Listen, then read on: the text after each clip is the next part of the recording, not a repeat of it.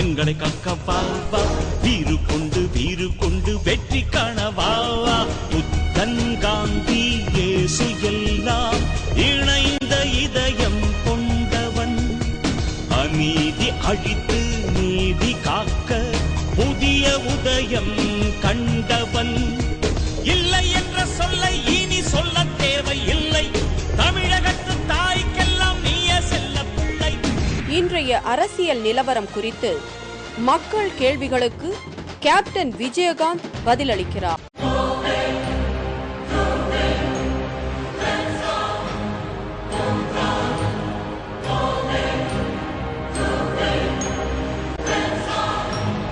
வணக்கம்.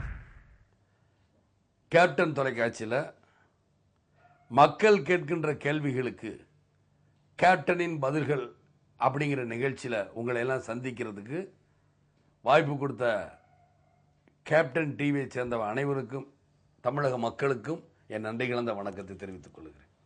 உங்கள் கேள்வி என்னன்னு கேளுங்க, என்னால் முடிந்த பதிலை சொல்லுகிறேன். மக்கள் நலம் பணியாளர்களை பணி நீக்கம் செய்தது நியாயமா கேப்டன்? மக்கள் நல பணியாளர்களை வேலையை விட்டு தூக்கியது நியாயமா கேப்டன்? 13,000 பேரையும் ஒரே நேரத்தில் வேலையை விட்டு எடுக்க வேண்டாம். சட்டசபையில் கூட எங்கள் கட்சியை சேர்ந்தவங்க யார் தப்பு பண்ணுறாங்களோ அவங்க நீக்கிட்டு வேற ஒருத்தவங்களை வேற யாரையாவது சேருங்கன்னு சொன்னாங்க. அதே மாதிரி எந்தெந்த பைக்கில் யார் தப்பு பண்ணுறாங்களோ அவங்கள நீக்கிட்டு வேறவங்கள சேருங்க. அக்கா மக்கள் நல பணியாளர்களை எல்லாத்தையும் தூக்கணுமே நான் சொல்லவும் கிடையாது, நாங்கள் சொல்லவும் கிடையாது. நீங்களாக ஏதோ ஒரு தப்பான ஒரு கற்பனை உருவாக்கிறாங்க. உடனே அந்த கட்சியில் இருக்கும்போது வேலையை போட்டாங்க, இந்த கட்சியில் இருக்கும்போது வேலையை போட்டாங்கன்னு நான் என்ன சொல்கிறேன், மக்களுக்கு வேலை கொடுக்க வேண்டியது ஒரு அரசாங்கத்தின் கடமை. அந்த கடமையிலிருந்து நீங்கள் தவறக்கூடாது. அதுதான் நான் சொல்றேன். கூடங்குளம் பிரச்சனை நடந்து கொண்டே இருக்கின்றது, இதுக்கு என்ன தீர்வு என்ன கேப்டன்? கூடங்குளம் பிரச்சனைக்கு என்ன தீர்வு கேப்டன்? எந்த திட்டமும் மக்களுக்காக தான் இருக்கணும், மக்களுக்கு எதிராக இருக்கக்கூடாது. இப்போ கூடங்குளம் பகுதியில் பார்த்தீங்கன்னா மக்கள் ரொம்ப பயத்தில் இருக்காங்க. அந்த பயத்தை போக்க வேண்டியது மத்திய அரசோட கடமை. அதைத்தான் நான் உண்ணாவிரத்தில் இருக்கும்போது சொன்னேன், மத்திய அரசு வந்து விளக்கம் சொல்லணும். அதை விட்டுட்டு அவங்கள மிரட்டணுங்கிறதுக்காக எங்கேருந்து பணம் வந்துச்சு, அவங்கள பிரித்தாலும் சூழ்ச்சியை பண்ணுறது, இதெல்லாம் தவறுங்க. அந்த மாதிரி இதெல்லாம் நீங்கள் உண்டு பண்ணக்கூடாது. உண்மையிலே கூடங்குளத்தில் என்ன இருக்குது, கூடங்குளத்தோட மக்களோட பிரச்சனைகளை நீங்கள் தீர்த்து வச்சுட்டு அப்புறம் எதையும் செய்யும். அவங்களுடைய பயத்தை முதல்ல போக்குங்க.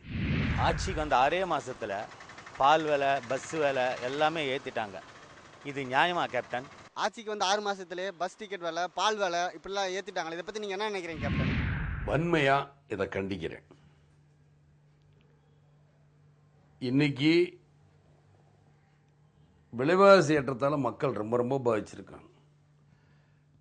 அந்த விலைவாசி ஏற்றம் பாதிச்சிருக்க இந்த நேரத்தில் இப்படி ஒரு விலைவாசி உயர்வை திரும்பவும் கொடுக்குறீங்க. இதனால் நடுத்தர மக்களும் ஏழைகளும் பரம ஏழைகளும், ஏன் இன்னும் சொல்லப்போனால் வறுமை கோடு கீழே உள்ள ஏழையும் ரொம்ப கஷ்டப்படுறாங்க. இந்த விலையேற்றத்தை சொல்கிற அரசாங்கம் என்னைக்காவது தனி மனித வருமானத்தை பற்றி பேசியிருக்காங்களா? இந்த நேரத்தில் நான் என் கட்சியை பற்றி சொல்கிறேன்னு நீங்கள் நினைக்காதீங்க. தேசிய முற்போக்கு திராவிட கழகத்தில் சொல்லியிருக்கிற தனி மனித வருமானம் மிக மிக அவசியம். தனி மனித வருமானத்தை பற்றி இவங்க ஏதாவது பேசியிருக்காங்களா? ஆக இவங்க எதுவுமே பேசலை. விலைவாசி உயர்வு மாத்திரம்தான் முக்கியமாக கருதி விலைவாசியை அதுவும் ஒரே நைட்டில் ஓவர் நைட்டில் ஏற்றிட்டாங்க. எந்த செலவை மக்கள் குறைக்க முடியும்? நல்லா யோசிச்சு பாருங்க. இல்லை பிள்ளைகளை பள்ளிக்கூடத்துக்கு அனுப்புகிற செலவை குறைக்க முடியுமா? முடியாது. அதே மாதிரி வைத்திய செலவை குறைக்க முடியுமா? யாராக இருந்தாலும் சரி, சிறு வயதுலேருந்து பெரியவங்க வரைக்கும் யார் போனாலும் இந்த வைத்திய செலவை குறைக்க முடியுமா? குறைக்க முடியாது. இல்லை வேலைக்கு போகிறவங்க ஏதோ ஒன்று வேலைக்கு போகிறவங்களோ இல்லை மார்க்கெட்டுக்கு போகிறவங்களோ எந்த ஒரு பிரச்சனை பஸ்ஸில் போனாலும் பஸ் கட்டணத்தை குறைச்சிக்கிடுவாங்களா? யாராவது குறைக்க மாட்டாங்க. இல்லைங்க நான் இவ்வளோ தான் சம்பாதிக்கிறேன், இவ்வளோ குறைச்சி கொடுக்குறேன், வாங்கிக்கங்கன்னு சொல்லுவாங்களா? கிடையாது. அதனால தான் இந்த கட்டண உயர்வை திரும்ப பெற வேண்டும் என்று தமிழக அரசு கேட்டுக்கிறேன். மத்திய அரசு பணம் கொடுக்காதனால தான் பால் விலையும் பஸ் விலையும் டிக்கெட்டும் எது இருக்குன்னு சொல்லிடுறாங்க. அது உண்மையா கேப்டன்? மத்திய அரசு வந்து எந்த உதவியுமே செய்யலை, அதனால தான் இந்த பஸ் டிக்கெட்டோட விலை, பால் விலை இதெல்லாம் ஏற்றிட்டு தான் சொல்கிறாங்க. நீங்கள் இதை பற்றி என்ன சொல்கிறீங்க கேப்டன்? அதாவதுங்க, இந்த தமிழ்நாடு தேர்தல் நேரத்தில் இப்போ நடந்ததே 2011 தேர்தல். அந்த தேர்தலில் இன்னைக்கு இருக்கிற தமிழக முதலமைச்சர் அதாவது ஜெயலலிதா அவர்கள் மத்திய அரசு உதவி பண்ணாதான் எனது தேர்தல் அறிக்கையில் சொன்ன எல்லாத்தையும் உதவி பண்ணுவேன், தருவேன், மக்களுக்கு தருவேன்னு சொல்லலை. ஆக இன்னைக்கு மத்திய அரசு குறை கூறுறது மாபெரும் முட்டாள்தனம். சொல்லக்கூடாது. லஞ்சத்தையும் ஊழலையும் ஒழிப்பேன், விலைவாசியை குறைப்பேன், தடையில்லா மின்சாரம் தருவேன், இப்படி சொல்லிதான் நீங்க ஓட்டு கேட்டீங்க. இந்த மாதிரி பொதுத்துறை நிறுவனம் நலிஞ்சு போச்சுன்னு சொல்லி ஓட்டு கேட்கல. மத்திய அரசு நிதி கொடுக்காது அப்படின்னு சொல்லி ஒன்றும் ஓட்டு கேட்கல. இதெல்லாம் நீங்க சிந்திக்கணும். இவங்க இப்படியே சொல்லி சொல்லி மக்களை ஏமாத்துறீங்க. ஆனால் இவங்க என்ன பண்ணுறாங்க? லஞ்சத்தையும் ஊழலையும் நிச்சயமாக வளர்த்துக்குருவாங்க. ஒரு உதாரணத்துக்கு என்ன சொல்கிறேன்னா, இப்போ ஆற்றுல மணல் அள்ளுறவங்க என்ன பண்ணுறாங்க? அந்த ஊர் மக்களை விட்டு அள்ள விடுறேங்கிறாங்க. ஆனால் ஊர் மக்கள் என்ன அள்ளி போட்டோன்னா ஒரு 3 கிலோமீட்டர் தள்ளி போய் கொட்டி அங்கேருந்து பொக்கில் இருக்கிறவங்கள அனுப்புகிறார். யாருக்கு அனுப்புகிறாங்க? போன வருஷம் லஞ்சம் கொடுத்த முதலமைச்சரோட இந்த வருஷம் இருக்க முதலமைச்சர் நிறையா இருக்கிறான், என்ன பண்ணுறதுங்கிறாங்க. ஆக இந்த மாதிரி தான் இந்த நாடு இருக்குது. இப்படியெல்லாம் சொல்லி ஓட்டு கட்டி இன்னைக்கு ஏமாத்துறாங்களேன்னு தான் நான் சொல்கிறேன். அதே மாதிரி மத்திய அமைச்சர் மத்திய அரசு நிதி கொடுக்கல. எந்த மாதிரி நிதி கொடுக்கல? கப்பல் துறை மந்திரி ஜி கே வாசன் சொல்லியிருக்காரு, எல்லா நிதியும் கொடுத்தோம், கூடுதலான அதிக நிதி 3500 கோடி ரூபாய் தமிழ்நாட்டுக்கு கொடுத்தோன்னு சொல்றாங்க.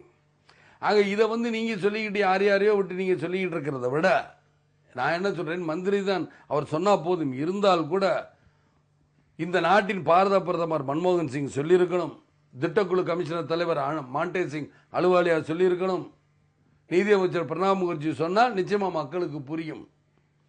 இவங்களுக்கு டிவி இருக்கிறங்கிறதுனால, இவங்களுக்கு பேப்பர் இருக்கிறதுனால ஒன்றுக்கு சொன்ன பொய்யவே திரும்ப திரும்ப சொல்லிக்கிட்டு இருக்க மாதிரி நீங்களும் ஒரு 10 தடவை சொன்னீங்கன்னா உண்மை பொய்ன்னு தெரியும். தமிழக அரசு இன்னைக்கு வரைக்கும் மறுத்திருக்கா? உங்க கொடுக்குற நிதியை கொடுக்கலன்னு நினைக்காம மறுத்திருக்கா சொல்லுங்க பாப்போம். தமிழக அரசு இன்னும் இது வரைக்கும் மறுத்து சொல்ல.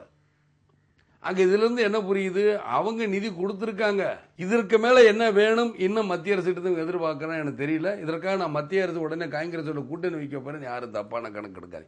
ஏன்னா இவங்க சொல்ற கேள்விகளுக்கு நான் பதில் சொல்ல வேண்டிய கட்டாயத்தில் இருப்பதால் சொல்லுகிறேன்.